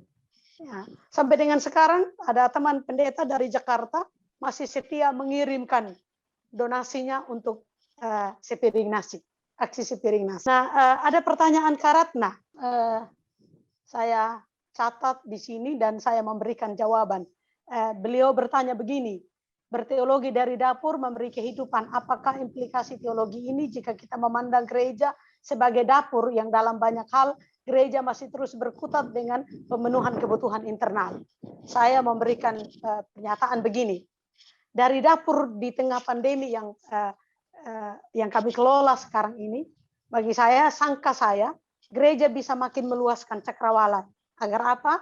Agar dia tidak terkungkung pada dirinya sendiri dan seremonial semata. Tapi juga dia bisa belajar untuk menawarkan kehidupan pada dunia dengan aksi-aksi yang mungkin orang pandang sepele, tapi di dalamnya mengandung substansi kehidupan. Tapi juga hal yang kedua, gereja bisa menerima atau belajar untuk menerima kehidupan dari luar. Gereja tidak selalu menjadi pihak yang menawarkan kehidupan, tetapi juga menerima kehidupan dari luar. Karena dapur yang kami kelola sekarang ini justru hidup bukan saja dari kekuatan internal, melainkan juga ada sokongan dari luar. Jadi kehidupan di luar gereja memberi, di luar dapur kami juga memberikan pengalaman tersendiri untuk kehidupan dapur kami. Oke, terima kasih Ibu Erlina. Sorry waktunya sudah tidak mengizinkan ya. Sekaligus saya pamit, Ibu Bapak. Oke. Saya harus ke. Terima kasih Bu Erlina untuk sharingnya yang sangat semuanya. menginspirasi kita semua. Terima kasih Bu Erlina. Kita lanjut ke Ibu Ira. Ibu Ira 5 menit, please. Ya, terima kasih Ibu Rahel, terima kasih Ibu Bapak untuk respon pertanyaannya. Terkait pandangan dan refleksi teologis dalam konteks kekerasan berbasis gender, kita bisa berbeda, tapi kita juga perlu kritis atas glorifikasi terhadap perempuan ya. Sebab Glorifikasi tanpa sikap kritis itu bisa berakibat pada eksploitasi terhadap perempuan, tingginya angka kematian ibu dan anak karena kekurangan gizi, lalu dan lain-lain. Nah, glorifikasi ibu bangsa juga ternyata tidak, perempuan sebagai ibu bangsa juga tidak serta-merta mengubah persepsi negara terhadap perempuan misalnya. Dalam hal konteks penanganan COVID ini, pengaruh utama gender tidak dimasukkan, tidak menjadi poin yang penting ya. Juga tidak ada undang-undang yang mencegah atau melindungi warga negaranya, terutama misalnya kelompok rentan ketika terjadi kekerasan seksual. Nah, kekerasan kita juga perlu memahami bahwa kekerasan itu ada kekerasan secara langsung, ada kekerasan tidak langsung, tapi juga ada yang disebut sebagai kekerasan yang diciptakan oleh negara atau kelompok, itu kalau kekerasan struktural, sehingga jadikan kelompok manusia lain itu tidak dapat memenuhi kebutuhan dasar mereka. Nah, dalam hal program penanganan COVID, saya spesifik sekali menyebut selalu dalam konteks penanganan COVID, pemotongan anggaran atau refocusing APBD semata-mata untuk COVID lalu mengabaikan kebutuhan dan kondisi perempuan korban yang memerlukan layanan pendampingan maupun rumah aman ini bisa dikategorikan sebagai kekerasan struktural. Lalu persoalan kondisi ibu yang melahirkan dan emergensi bukan semata persoalan ketidakberesan layanan rumah sakit. Ibu-ibu yang tidak bisa mendapatkan bantuan sosial karena tidak memiliki kartu keluarga juga bukan semata persoalan manajemen, tapi memperlihatkan minimnya kesadaran, sekali lagi, pengarus utamaan gender dalam layanan pemerintah, khususnya dalam situasi pandemi. Nah, terkait suara korban, betul Kak Evi, seringkali memang tidak didengar, diabaikan, dibisukan, bahkan dinafikan atau ditolak ya, mulai dari tidak dipercaya, disepelekan atau dibuat seolah-olah ya semua juga begitu kok. Ya, tidak korbannya tidak hanya perempuan gitu. Iya betul, tapi kita perlu juga mendengar pengalaman-pengalaman korban yang memang betul-betul hidup ya, baik oleh kita dengar sebagai pribadi, sebagai gereja, juga sebagai negara. Nah, tantangan bagi kita saat ini adalah kalau kita mau berteologi adalah bagaimana yang secara praktis gitu ya. Kita perlu juga memerhatikan bagaimana misalnya satgas-satgas COVID yang dibentuk oleh gereja juga jangan mengabaikan poin-poin penting ini. Data terpilah itu menjadi sangat penting karena gereja juga akhirnya perlu jadi ruang ketiga juga bagi korban ya, bukan hanya anggota gereja yang Kristen, tapi juga lintas iman. Nah, memberi perhatian khusus dalam konteks KBG, dalam situasi pandemi maupun pengarus utamaan tadi, itu bukan pengistimewaan, tapi sebenarnya lebih kepada tindakan afirmatif. Jadi perlu ada kebijakan yang diambil yang bertujuan agar kelompok-kelompok rentan, terutama perempuan yang menjadi korban, pekerja migran, dan sebagainya itu memperoleh ruang, peluang, akses, manfaat yang setara dengan kelompok yang lain dalam hal yang sama, terutama dalam mengakses program-program layanan dalam konteks penanganan COVID tadi. Terkait bagaimana pengalaman pendampingan, ada 2 pertanyaan baik dari Mbak Mary juga dari Kak Happy. Kalau di kami, kebetulan saya juga bersama teman-teman mendampingi. Pendampingan selama masa COVID ini kami ada 2 jenis ya, layanan online dan ada hal yang memang tidak bisa dilakukan secara online. Layanan online misalnya dalam konteks penanganan konseling, terutama dalam konteks konseling psikologis, bisa lewat Zoom, video call, telepon, chat, atau SMS. Memang tidak ideal, tapi alternatif ini yang bisa dilakukan. Karena juga mengingat korban juga hanya bisa mengakses layanan, terutama untuk korban-korban dalam konteks KDRT, tidak selalu waktunya itu tidak kalau misalnya kita buka layanan jam 9 sampai jam berapa, mereka nggak bisa gitu karena selalu berada dalam pantauan pelaku. Karena dalam konteks PPKM, dulu PSBB, pelaku selalu berada di dalam bersama-sama dengan korban. Nah, ada layanan yang tidak bisa dilakukan secara online, misalnya emergency rescue, mau tidak mau dalam konteks KDRT, penjemputan perempuan pekerja migran yang dipulangkan karena negara di mana mereka bekerja. Ibu Ira, sorry 5 menit waktunya. Oh ya, sedikit lagi Ibu, sedikit lagi. Jadi di lembaga layanan kami terpaksa melakukan penjemputan, tapi juga untuk terkait KDRT karena memang juga perlu menjaga kesehatan pendamping, kami akhirnya menganggarkan biaya swab, PCR, bahkan biaya medis klien korban itu jadi ditanggung oleh lembaga. Ini dalam konteks emergensi. Itu saja mungkin. Terima kasih, Ibu. Oke, terima kasih Ibu Ira. Pak Markus, 5 menit, Pak. Silakan. Ya baik, terima kasih. Pertama saya ucapkan terima kasih untuk apresiasi yang diberikan, juga untuk pertanyaan yang disampaikan oleh Pak Ramses. Di sini saya catat ada 2. Pertama, cara terbaik nih untuk mengubah paradigma umat tentang pendeta dari tukang menjadi seorang teologian.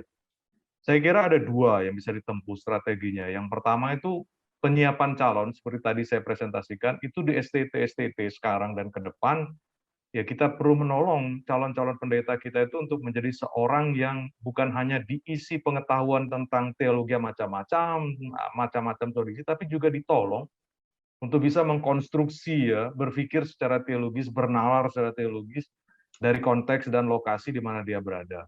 Jadi itu dari konteks STT. Jadi proses persiapan itu di sana yang sebenarnya yang paling penting sesungguhnya. Nah, tapi buat kita yang sudah tidak lagi di STT, sekarang menggembalakan di gereja, saya kira apa yang dibuat oleh Ibu Herlina tadi itu contoh yang baik. Jadi bagaimana seluruh perlengkapan belajar kita selama di STT, bahasa-bahasa kitab suci secara gereja, teologi, itu kita coba put into practice, ya. Jadi kita taruh itu di dalam konteks kehidupan pergulatan gereja di mana kita berada, dan melihat masalah-masalah di gereja itu tidak semata-mata hanya soal-soal yang sifatnya praktis pragmatis. Tapi di balik semuanya ini ada sesuatu yang sifatnya teologis sebenarnya. Dan itu yang harus kita coba gali. Dan saya suka tadi ketika melihat apa yang dibuat oleh Ibu Herlina dan kawan-kawan di sana itu dari cerita yang sangat sederhana, dapur, sepiring nasi. Ada teologi besar di balik itu yang bisa diolah. Dan saya kira dengan cara begitu, jemaat itu akan mulai melihat bahwa seorang pendeta itu, dia bukan hanya sekedar tukang, tapi dia waktu melakukan sesuatu, di belakangnya itu ada asumsi-asumsi, ada perspektif-perspektif teologis yang menggerakkan dia dan mendorong dia untuk melakukan sesuatu. Yang kedua, pertanyaan bagaimana caranya menolong pendeta ini menjadi lebih melek teknologi, ya. Kembali strategi 2, saya kira. Mulai kini dan ke depan, STT harus lebih serius di dalam mengintegrasikan bukan hanya cara belajar yang menggunakan teknologi informatika, tetapi bagaimana skill menguasai teknologi itu perlu diberikan pada anggota gereja, calon-calon pendeta di sekolah-sekolah teologi itu.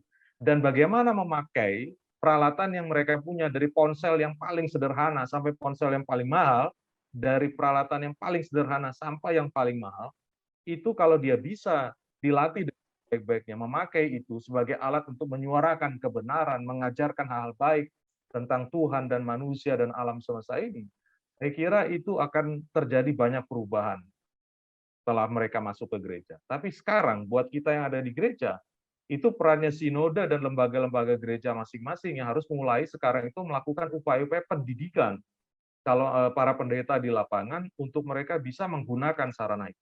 Nah, memang betul tidak semua jemaat itu bisa gunakan hal barang begitu, tetapi seperti kasus misalnya di Batakaro tadi, Ibu pendeta dari Batakaro, saya kira sarana informatika itu, ya, teknologi itu bisa dipakai untuk menolong jemaat memasarkan dia punya produk, ya kan, produk kerjanya jemaatnya. Jadi tanpa harus dipergunakan untuk sesuatu yang langsung berurusan dengan gereja, tetapi untuk urusan-urusan yang sifatnya menolong jemaat, itu teknologi sangat berharga. Dan para pendeta di lapangan perlu dilatih bukan hanya untuk gunakan YouTube dan medsos lain-lain itu untuk khotbah dan sampaikan firman, tapi bagaimana pakai peralatan-peralatan itu untuk betul-betul menolong jemaat hidup sebagai manusia sebaik-baiknya di tengah dunia. Saya kira itu. Terima kasih. Oke, terima kasih Pak Markus. Pak Aldentua, silakan 5 menit, Pak. Baik, terima kasih Bu Rahel. Yang pertama saya mengucapkan terima kasih kepada semua yang memberikan respon terhadap kita. Ya, ada Dwi Budi Cahyono, ada Mary Kulman, Agustin Kaunang, Ibu Mei, Titin Gultom Tonahati, dan juga ada Pak Sudianto, Pardomuan Munte, Ratna Lasewengan, dan Pak Ramses Simajuntak, dan mungkin mohon maaf kalau saya tidak bisa sebut satu persatu. Secara umum saya mau katakan begini, sebelum nanti saya jawab apa pertanyaan Pak Pardomuan dan Pak Ramses. Bapak Ibu saudara-saudara, bahwa kita seringkali memakai istilah dalam Injil itu berita baik, kabar baik. Dan saya kira itu harus kita implementasikan dalam rangka perang opini tadi. Dengan terlibatnya orang-orang gereja menyuarakan kabar baik dan kebenaran itu sebetulnya kita serah menjadi garam dan terang dalam perang gelombang arus opini dan khususnya ketidakbenaran itu. Dengan segala versi kita, dengan segala posisi kita, dengan segala apapun yang sekecil apapun yang kita lakukan. Itu yang saya katakan tadi, menyalakan lilin kecil di tengah kegelapan itu jauh lebih baik daripada kita ikut mengutuki kegelapan itu. Itu saya kira suara nabiah kita yang pertama ingin saya sampaikan. Yang kedua, Pak Pardomuan Munte secara spesifik mengatakan bagaimana soal bisnis vaksinasi, bagaimana soal vaksin Nusantara dan segala macam. Yang mau saya katakan adalah, yang saya katakan tadi, sikap mental kita sebagai bangsa yang tidak siap menghadapi pandemi ini. Pro kontra, perdebatan dengan pola pikir yang berbeda yang kita bawa ke ranah ketidaksetujuan kita, itu yang membuat. Misalnya vaksin Nusantara. Kenapa vaksin dari luar negeri boleh uji klinis, sementara vaksin Nusantara yang katanya walaupun ini tidak murni dari dalam negeri, tapi minimal anak-anak bangsa ini mau mengembangkan. Tapi ini digoreng. Apakah karena yang menemukan ini atau yang mau menunjukkan ini bukan karena kita? Makanya ini jadi apa? Ini kan jadi pertanyaan. Nanti jadi rasialis, jadi sara. Tapi suka tidak suka, bangsa itu masih terjebak di situ. Itu yang harus kita jangan ikut-ikutan. Makanya saya katakan tadi kalau tidak bisa membantu, jangan mengganggu. Jangan kadang kita suka ikut juga, walaupun warga gereja kita yang menyampaikan ini, ikut juga kita menyebarkan ketidakbenaran itu. Itu yang pertama. Kalau soal dikorupsi dan digunakan Pak Pardomuan, nggak ada pandemi pun, kalau mental para bupati, para pemimpin ini sudah korup, ya pasti korup. Nggak usah pandemi. Jadi soal mental korupsi, ada pandemi atau tidak pandemi, itu udah pasti berjalan. Jadi itu walaupun kita sangat sesalkan, seharusnya dana bansos dan segala macam, itu pengkhianat bangsa itu kalau masih sampai dikorupsi. Begitu kira-kira.